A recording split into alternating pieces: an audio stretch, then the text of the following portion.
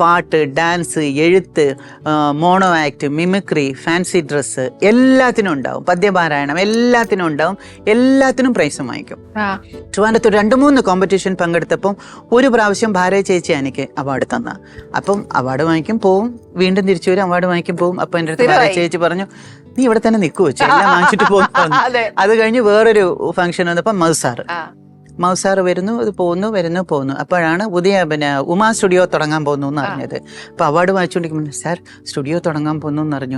ഞാൻ ആ സിനിമ അതിന്റെ ഇടയിൽ കൂടെ ഈ ഓണത്തിന്റെ ഇടയിൽ പൊട്ടു വെച്ചിടല്ലേ, അതെ, എവിടെ ഷൂട്ടിംഗ് ഉണ്ടെങ്കിലും എനിക്ക് പോകണമെന്ന് ആഗ്രഹം. അതിനുശേഷമാണ് ഈ ചോറ്റാനിക്കരമ്മ ഷൂട്ടിംഗ് നടക്കുന്ന മെരിലാൻഡിൽ നടക്കുന്നു എന്ന് പറഞ്ഞു പോയി.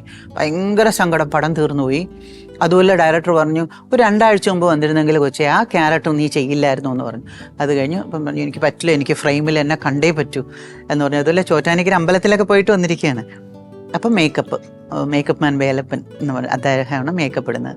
മേക്കപ്പ് ഇട്ട് വന്ന് നിന്നപ്പം ക്യാമറാമാൻ പറഞ്ഞു, കാണാൻ നല്ല ഭംഗിയുണ്ട്, നീ വലിയ ആർട്ടിസ്റ്റായിട്ട് വരുന്നു. തെലുങ്കിലും ക്യാമറാമാൻ താര പറഞ്ഞു കഴിഞ്ഞപ്പോൾ അതും കൂടെ ആയി കഴിഞ്ഞപ്പോൾ ഭയങ്കര സന്തോഷമായി. അതെ, സന്തോഷം മാത്രമല്ല, സുന്ദരി എന്നൊക്കെ പറയുമ്പോൾ ചെറിയൊരു അഹങ്കാരമൊക്കെ വരുമല്ലോ, ഒരു വലിയ അഹങ്കാരമൊക്കെ വന്നു. അത് കഴിഞ്ഞതിന് ശേഷം ചോറ്റാനിക്കരമ്മ കഴിഞ്ഞു, ധീരസമീരെ വന്നു.